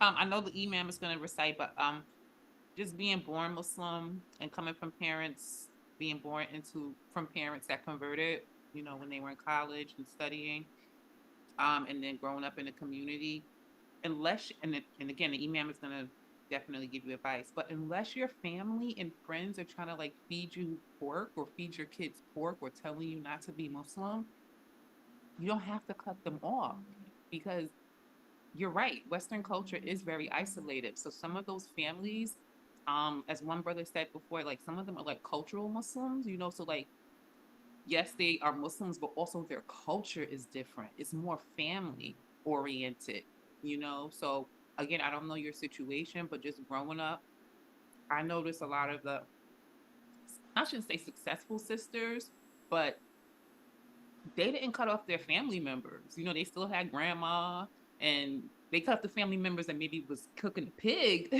and refused to respect them.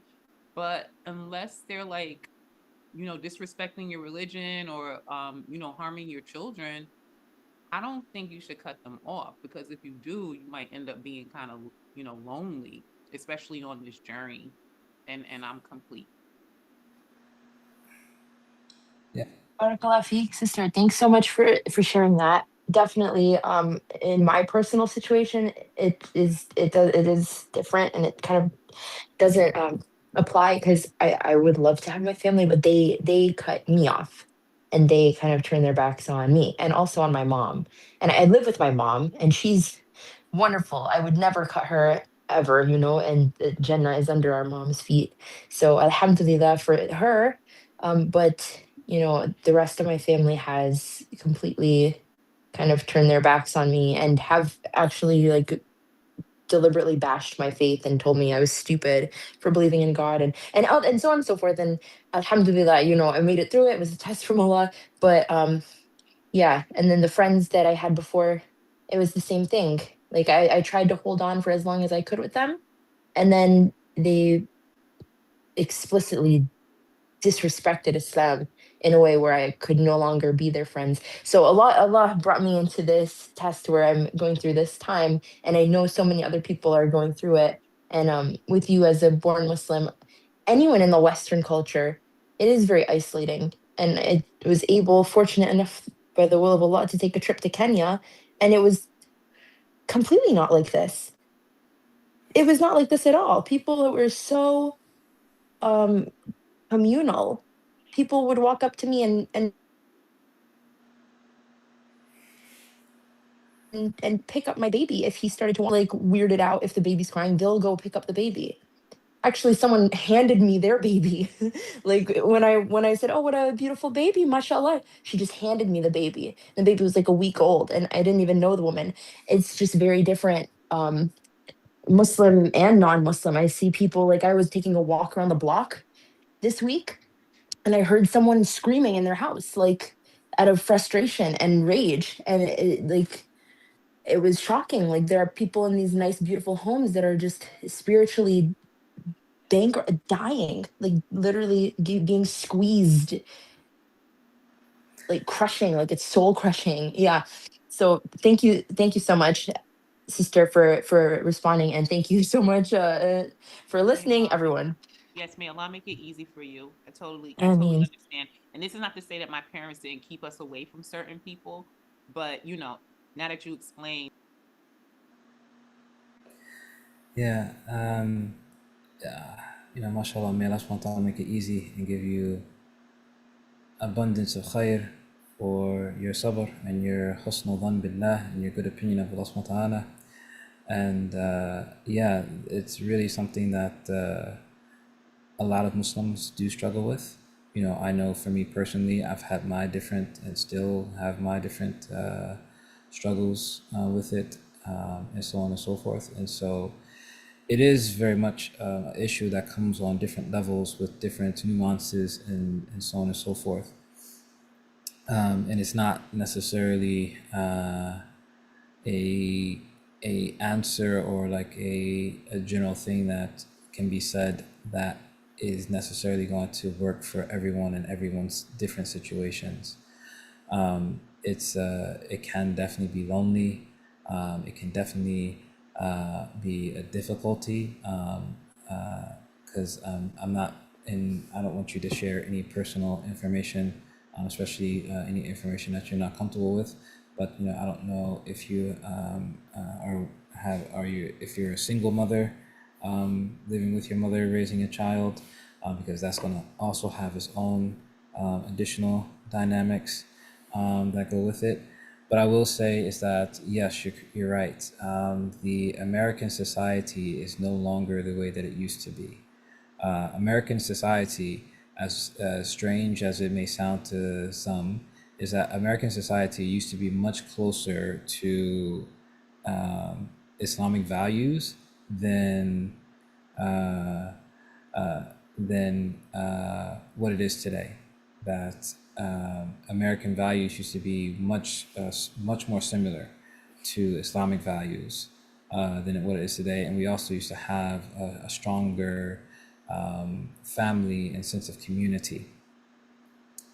And unfortunately, that's not the case. And like you mentioned, is that with the continuous advancements with things like Chat GPT and all these different aspects of AI and so on and so forth, unfortunately, we as people, we are losing our ability to even be together. So with all that said, what I would say, and I don't know if you have been able to see your emails today, but particularly for sisters, one of the things that I've recommended more than once, and part of the reason why I've recommended it because I have more personal experience with it through my wife, is that Anta Tamara Gray, when she came back from Syria, she started up a institute called Rabata, and part of the purpose of Rabata is to try to help in this very type of situation. So basically, Rabata is a women's group that focuses on the aspect of seeking sacred knowledge, but also the aspect of spiritual growth and development, as well as community. So, for example, they have programs in which they will match someone up with a teacher in particular, to help a sister throughout her spiritual journey. They'll have a buddy system in which sisters will communicate with one another in order to encourage one another when times make it difficult. They have different chapters throughout the country, so that the sisters will sometimes get together for events with each other on a local basis. My wife used to be one of the leads for the New Jersey chapter, for example, and so on and so forth. And so, again, it's not to say that this is necessarily going to replace the aspect of having physical people in one's life. However, this can be a means of assistance in having, knowing that there is a community, even if they be at a distance, that are there for you and with you through the different situations that a person may be going through. And at the same time, from a spiritual perspective, is that those times when we aren't able to have physical people be around us, these are times where we should do our best, to the best of our ability, to develop a more intimate relationship with Allah subhanahu wa ta'ala. And because the thing is that people are always going to be limited. Is that a person is only going to be able to talk to you when they're available, or they're only going to be able to be with you when their schedule dictates. And in some situations they may be able to assist you, but sometimes they may actually harm you, even if they're not doing it intentionally. But people, we are always going to have limitations when it comes to that. But with Allah subhanahu wa ta'ala, there is no limitation. That I can call upon Allah subhanahu wa ta'ala in the middle of the night, and He loves it when I do that. And if I'm having some type of struggle, Allah subhanahu wa ta'ala, He's the only one that can truly get me out of that struggle. That, for example, Allah subhanahu wa ta'ala is the only one that can truly place sakina in my heart, that can place tranquility in my heart. And so this is also a time when we can, try to increase in that relationship with Allah, also increase in our relationship with the Messenger of Allah sallallahu and the Salihin. As they mentioned, dhikr salihin tanzil rahmah, that their mentioning or the remembrance of the righteous causes mercy to descend. And so, these are, certain things that a person can do. And then in the meantime, in terms of like the actual physical interactions, is that to the best of one's ability, if you're able to, there are different gatherings. So for example, me and my family had the opportunity to move to an intentional community. Now, the thing is that I know that not everyone is going to be able to do that. Like, not everyone is going to be able to pick up and move to an intentional community. But if a person is able to do that, then that can also be a means of assistance. That if you find a masjid area or Islamic community area that you feel comfortable with, such that you can start to develop those relationships with people. And if you're able to actually physically be there, then that can help. And even if you're not able to physically be there consistently, then, like, for example, the area that I live in is called MECCA. And so anyone that is familiar with Sheikh Yahya Rodis, he's the founder of what is called a maqasid. And so his community is, the maqasid community is within MECCA. And so, but at the same time is that every 3 months or something like that, it's like once a quarter, they have weekend retreats where people can come for the weekend and they can benefit in each other's physical presence. every few months, so that people can have that physical interaction. And then during the summer, they have a week-long retreat that people can go to. But the thing is that other institutions also have similar things. So, for example, for the sisters, I was mentioning the aspect of Rabata, is that Rabata also has retreats as well, where again, you can be for a longer period of time, be in person, and meeting other sisters, and possibly developing relationships, and you might find that someone lives not too far from you, and so on and so forth.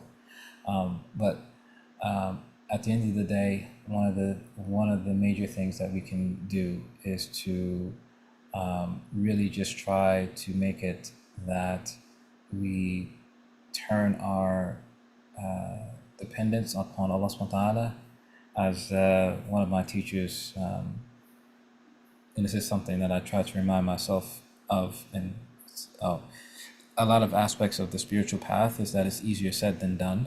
But one of my teachers used to say that if you make Allah all of your care, He will take care of all of your cares. And so if we try to do our best to focus on making our main goal our relationship with Allah, because the thing is that when our main focus is our relationship with Allah, then that is going to actually dictate our relationships with other people.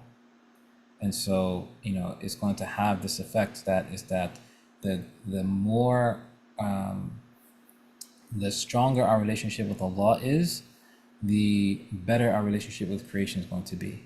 And part of the reason why we know this is that there's a hadith that the Prophet Muhammad mentioned, is that he mentioned that when Allah loves a person, He calls out to Jibril, and He says to Jibril, Ya Jibril, inni uhibbu fulan fa uhibbuh.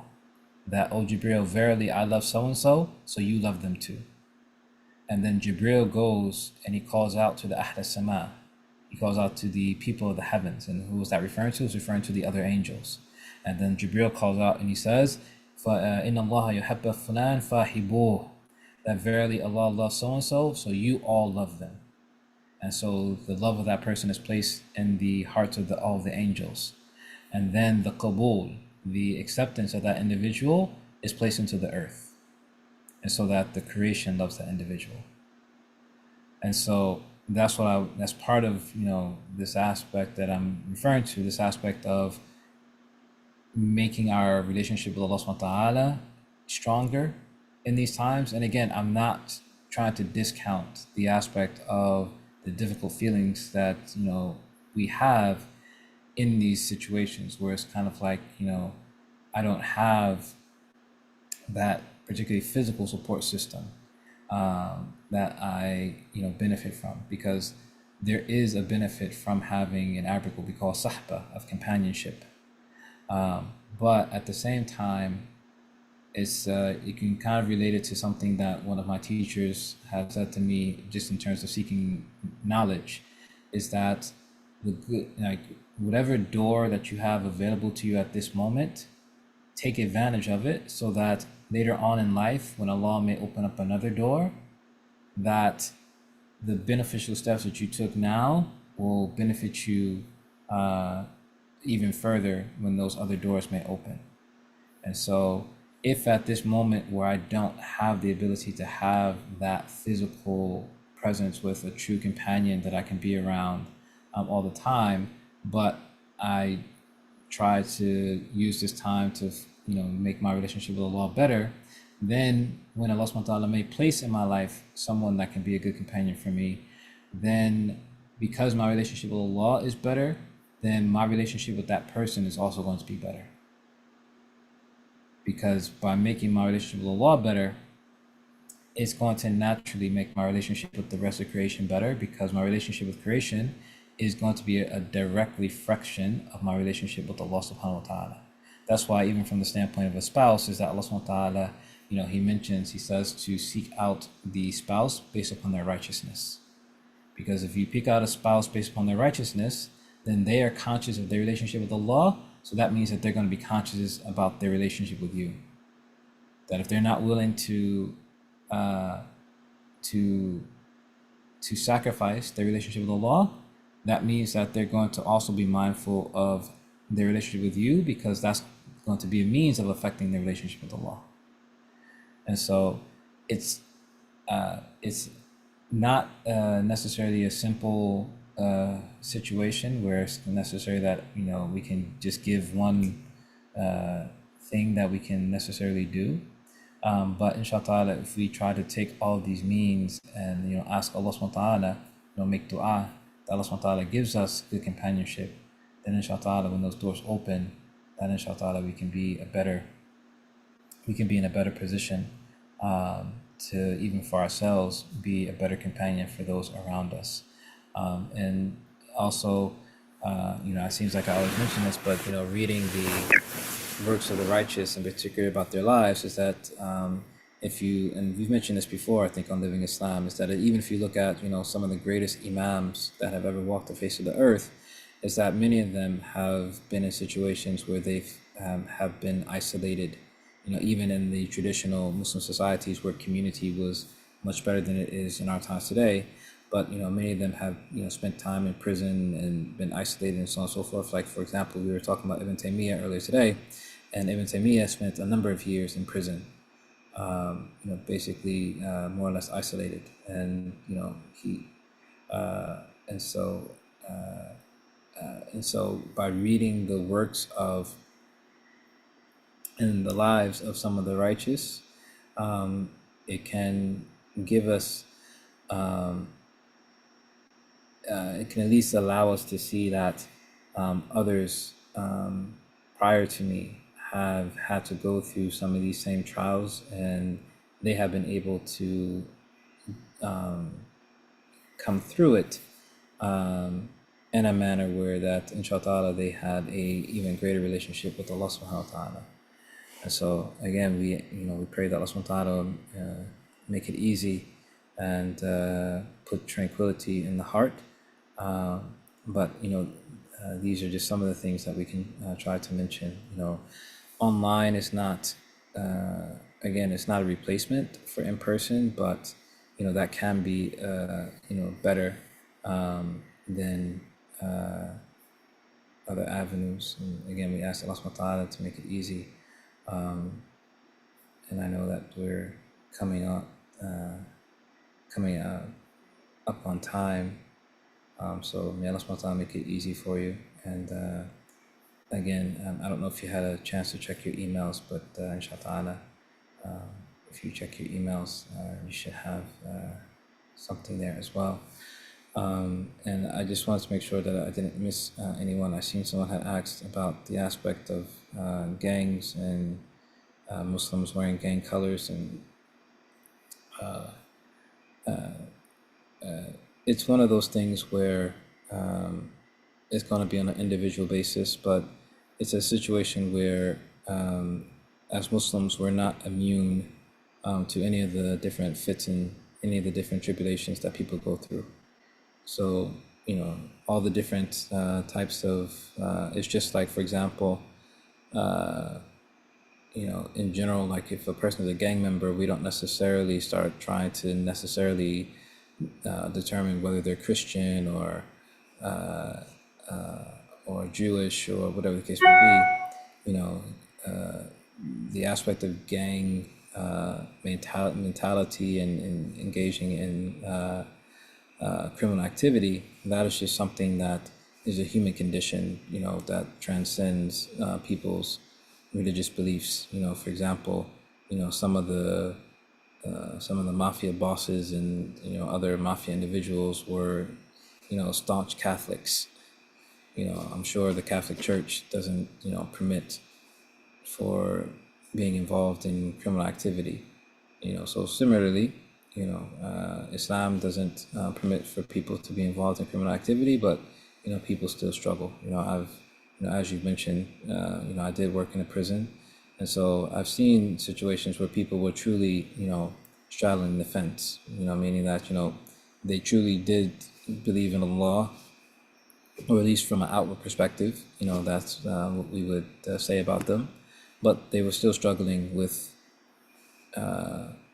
the aspect of the criminal activities that they've come involved in. You know, for some people, and again, it's going to vary from person to person. Some people, they were not Muslim previously, and now they've become Muslim, and now they're trying to adjust.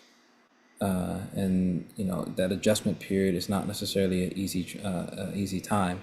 You know, as was mentioned, is that, you know, for some people, you know, they may become Muslim and now they've been cut off from those whom they've loved or those whom they had good relationships with, and now all of a sudden they've been cut off, and that's not an easy process, and it's not something that's easy to deal with. And so sometimes, you know, we look for essentially whatever comfort that we can get from others. And so sometimes it could be that a gang will show us some type of love that is missing from another more healthy situation. So again, there's you know, we can spend, you know, the next hour and a half, you know, kind of going into these discussions, but I think that can give like a general basis to what was mentioned, is that there's all different aspects to it. But you know, we ask Allah subhanahu wa ta'ala to make it easy for all of us, and that Allah subhanahu wa ta'ala gives us all good companionship, and that Allah subhanahu wa ta'ala makes it easy for us in deen wa dunya wa akhirah, and that Allah subhanahu wa ta'ala keeps us firm upon iman, and that Allah subhanahu wa ta'ala allows us to have true sabr and the trials that He may bring our way. And the aspect of true sabr is that, you know, is not to negate the feelings that may come to my heart, but even with those feelings, that it doesn't deviate me from fulfilling my obligations to Allah subhanahu wa ta'ala, and still continue to strive to get closer to Allah. And that Allah subhanahu wa ta'ala forgive us for our shortcomings and our faults, and where we've made mistakes, and allow for others to forgive us when we have caused any harm to them, and that He will look upon us with His eye of mercy when we meet Him, so that we can be entered into the highest levels of paradise without hisab, with the anbiya, with the prophets, and the salihin, and the righteous, and the shuhada, and the martyrs, and the muqarrabeen, and those who are brought nigh. And may Allah subhanahu wa ta'ala make us of them, Ya Rahman Rahimeen. And so, inshallah, we will leave you all in Allah's care. And again, we ask that Allah subhanahu wa ta'ala makes it easy for you all, and gives you khair in deen wa dunya akhirah. And you know, if we are able to assist in any way, you know, please let us know, and we will, you know, try to assist to the best of our abilities, inshallah. Okay, inshallah, we will leave you in Allah's care. Wa sallallahu ala Sayyidina Muhammad wa ala alihi wa sahbihi wa sallam. Allah subhanahu wa ta'ala alam, wa asbana wa ni'mal wakil. Assalamu alaikum wa rahmatullahi wa barakatuh.